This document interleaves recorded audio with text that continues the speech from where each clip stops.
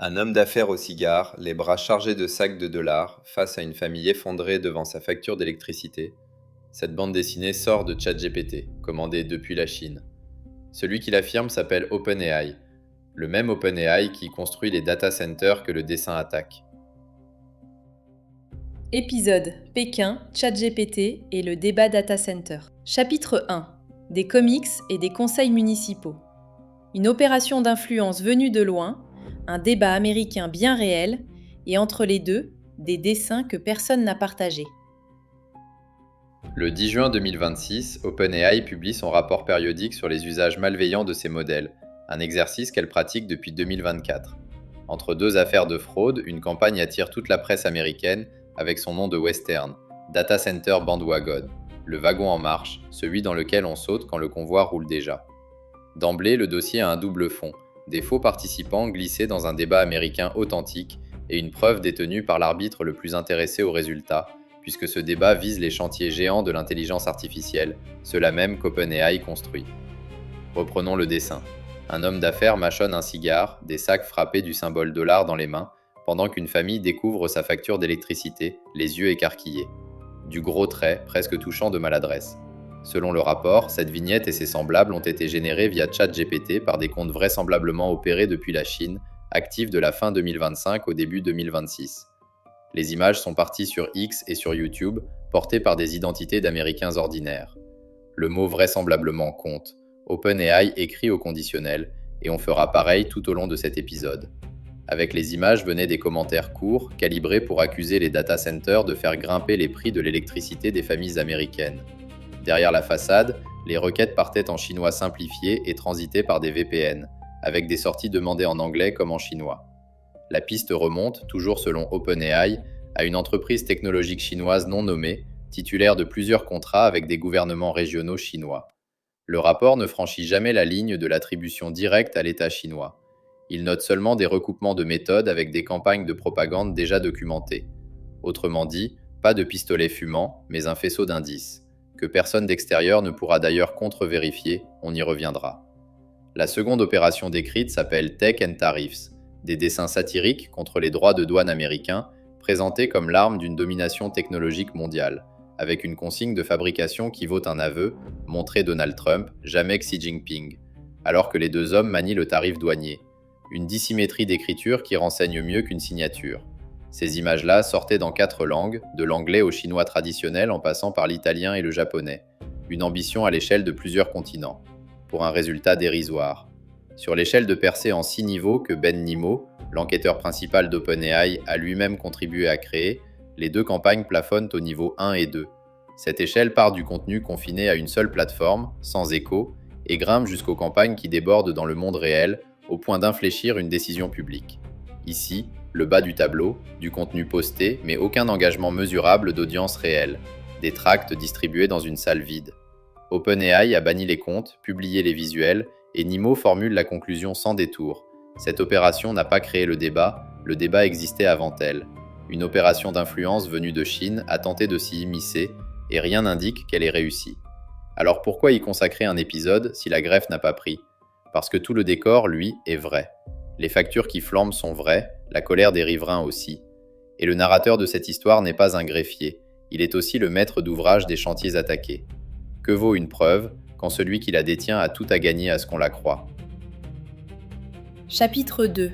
Le débat était déjà là. On n'arrose que ceux qui poussent.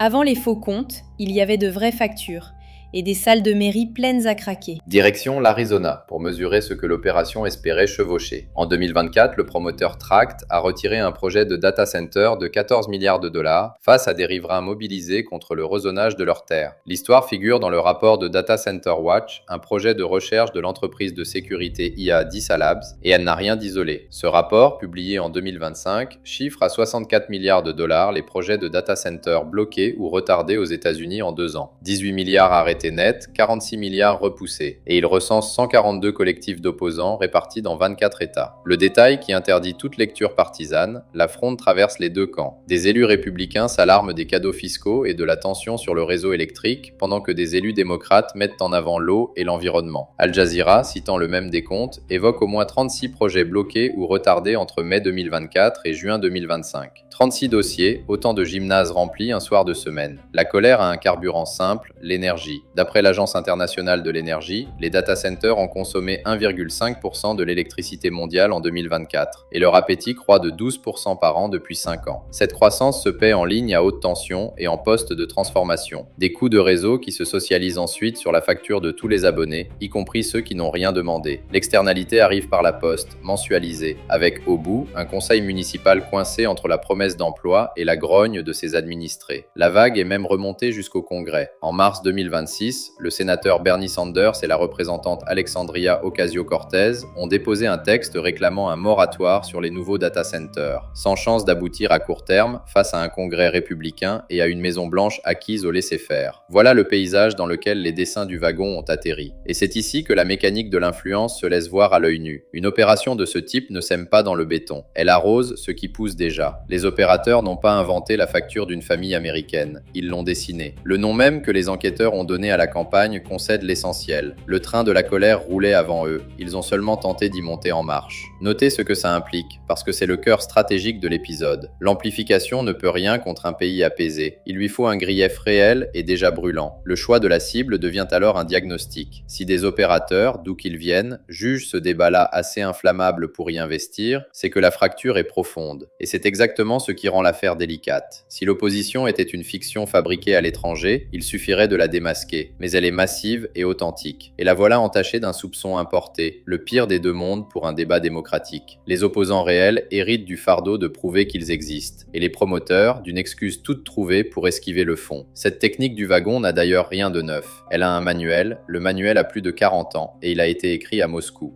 Chapitre 3. Mesures actives.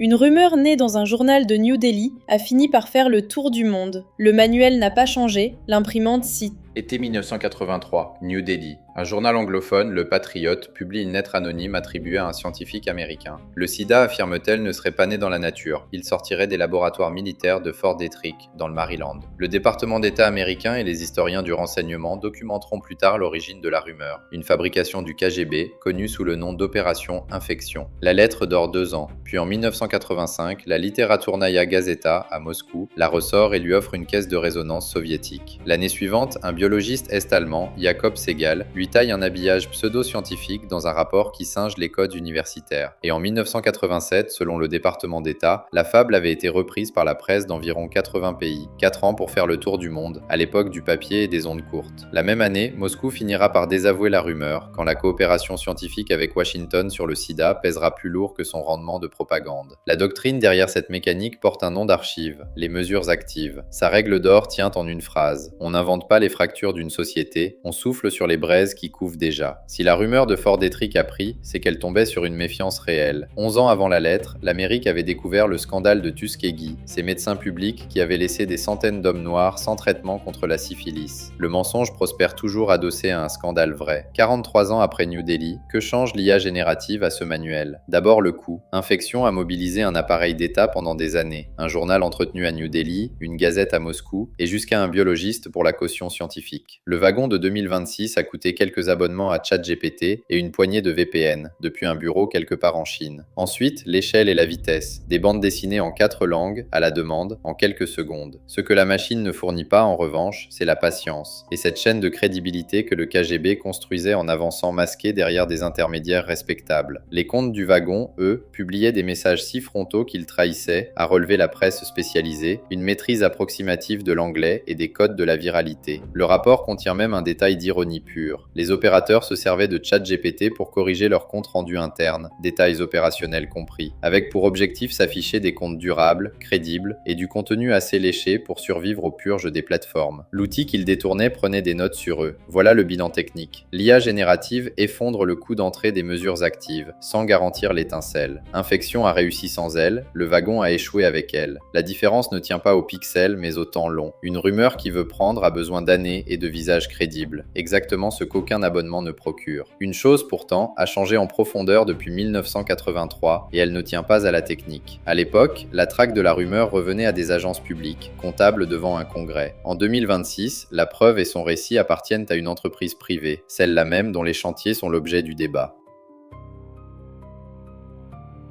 Chapitre 4. L'arbitre intéressé. Celui qui siffle la faute possède aussi le stade. Que faire d'un arbitrage pareil ? Mai 2026, Washington, Doug Burgum, le secrétaire à l'intérieur de Donald Trump, prend la parole lors d'un événement du média Breitbart. L'opposition au data center, avance-t-il dans une scène rapportée par Al Jazeera, n'aurait rien d'organique, et il évoque, sans preuve, de l'argent noir d'origine étrangère qui la financerait. Un mois plus tard, le rapport d'OpenAI atterrit dans ce climat. Les uns y liront la confirmation d'une contestation manipulée, les autres un non-événement monté en épingle.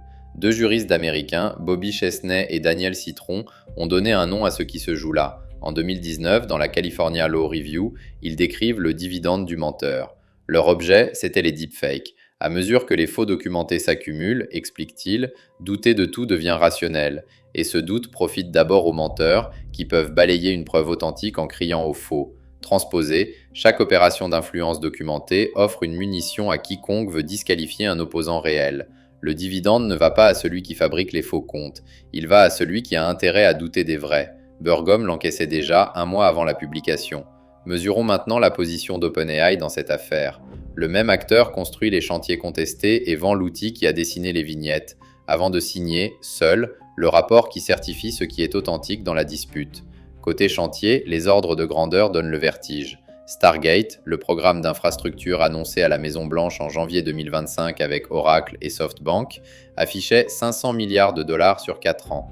Et en novembre 2025, Sam Altman évoquait, rapporte CNBC, environ 1400 milliards de dollars d'engagement sur 8 ans, une trajectoire revue à la baisse depuis, mais l'ordre de grandeur demeure. OpenAI joue sa décennie sur du béton et des mégawatts. La presse spécialisée qui a couvert le rapport, Cyberscoop en tête, prend d'ailleurs soin de le rappeler. OpenAI n'est pas une partie neutre dans ce débat. Alors, faut-il jeter le rapport ? Non. Et la nuance fait ici toute la différence entre une lecture structurelle et un procès d'intention. Le document ne prétend nulle part que l'opposition serait téléguidée. Nimo affirme l'inverse. Le débat existait avant et les opinions qui s'y affrontent sont sincères des deux côtés. Ce qu'il refuse, dit-il, c'est une opération étrangère déguisée en américain, et plus encore, une opération qui se sert de l'IA même qu'elle attaque. Détail piquant, le même réseau s'en est pris à OpenAI directement, en propageant la rumeur d'une fuite massive de données utilisateurs, une fuite qui, selon Nimo, n'a jamais existé. Darren Linville, professeur à Clemson et spécialiste des campagnes d'influence, ajoute la pointe d'ironie qui manquait. Si la Chine voulait vraiment peser sur ce débat avec des agents conversationnels, passerait-elle par les outils d'OpenAI ? La lecture honnête tient donc en deux affirmations simultanées. L'opération est vraisemblablement réelle et elle est parfaitement commode. Un rapport mesuré coûte peu à OpenAI et rapporte gros. La stature du gardien vigilant, plus un récit ambiant où contester ses chantiers devient suspect. Nul besoin de mentir pour toucher le dividende. Il suffit de laisser d'autres s'en servir. Et notez la dissymétrie temporelle. Le rapport vivra 3 jours dans la presse. Le soupçon qui l'autorise, lui, servira pendant des années, dans chaque réunion de zonage. Le vrai problème n'est pas l'honnêteté d'une équipe d'enquêteurs, c'est l'architecture. La seule preuve publique repose sur des comptes déjà bannis et des conversations en chinois que personne d'extérieur ne peut auditer. Dans n'importe quel autre secteur, ce montage s'appellerait un conflit d'intérêts. Ici, on l'appelle un rapport de menace. À qui confier le sifflet alors ? Chapitre 5. La grille de l'élu local. Un micro qui passe de main en main, des classeurs serrés sous les bras. Comment savoir qui parle vraiment ? Un mardi soir, quelque part en 2026, une salle municipale, des néons fatigués au-dessus des chaises pliantes. Au fond, des habitants serrent des classeurs remplis de relevés de consommation. À l'ordre du jour, un projet de data center, ses mégawatts et ses promesses fiscales. L'élu qui préside cette séance n'a ni cellule de renseignement, ni laboratoire d'IA. Voici ce qu'il peut faire quand même. Juger les arguments, d'abord, jamais leur origine supposée. Une étude de capacité du réseau est exacte ou fausse indépendamment de la main qui la brandit. Un argument ne devient pas faux parce qu'un bot l'a répété, ni vrai parce qu'un voisin l'a prononcé. La facture et le plan de zonage se vérifient, et la vérification ne demande aucun passeport. Ensuite, ramener les décisions là où les faux comptes ne peuvent pas suivre. Un compte inauthentique ne fait pas 40 minutes de route, un soir de pluie pour 2 minutes de prise de parole au micro. La présence physique reste le test d'authenticité le moins cher du monde. Le volume en ligne, lui, se traite comme du bruit de fond. Il signale parfois, mais il ne vote jamais. Et quand la manœuvre de disqualification survient, la nommer à voix haute. Celui qui répond influence étrangère à une question sur le raccordement électrique n'a pas répondu. La charge de la preuve appartient à celui qui crie au bot, jamais à celui qui pose la question. Sans cette règle, le dividende du menteur devient la monnaie officielle de toutes les enceintes publiques. La grille vaut d'ailleurs dans l'autre sens, pour le porteur de projet sincère. Publier ses études de réseau et chiffrer l'impact sur la facture locale, puis accepter la contradiction en salle. Plus lent qu'un communiqué, mais autrement plus solide qu'un soupçon agité contre ses opposants.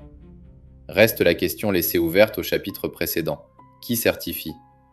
Aujourd'hui, chaque laboratoire publie ses propres rapports de menaces sur ses propres outils, juge et partie à chaque page. Le contre-pouvoir existe pourtant, en pièces détachées. Des équipes universitaires comme celle de l'INVIL à Clemson qui suivent ces campagnes depuis des années. Et côté européen, le règlement sur les services numériques qui oblige les très grandes plateformes à ouvrir leurs données à des chercheurs agréés. On peut y ajouter le croisement entre laboratoires. Un rapport d'OpenAI pèserait plus lourd confirmé par les équipes de Meta ou d'Anthropic que signé seul. La grille tient en une idée. Ne pas attendre l'arbitre pur, qui n'existera jamais, multiplier les arbitres faillibles et croiser leurs sifflets. Un rapport d'influence devrait se lire comme un bilan comptable, certifié ou non audité. Une dernière mesure pour remettre l'affaire à sa juste échelle. Les faux participants du wagon ont plafonné aux 2 premiers niveaux de l'échelle de percée. Le soupçon généralisé, lui, ne coûte rien et ne se détecte pas. Il prospère sans l'aide d'aucune puissance étrangère. De ces 2 pollutions du débat, la seconde est aujourd'hui la plus rentable. Tant que la preuve reste privée, le soupçon reste une arme. Et tant que le soupçon reste une arme, le premier pollueur d'un débat n'est pas toujours celui qu'on montre du doigt. Vous écoutiez Pékin, ChatGPT et le débat Data Center. Merci d'avoir écouté jusqu'au bout. Si cet épisode vous a parlé, partagez-le, par exemple à quelqu'un qui siège en conseil municipal un mardi soir.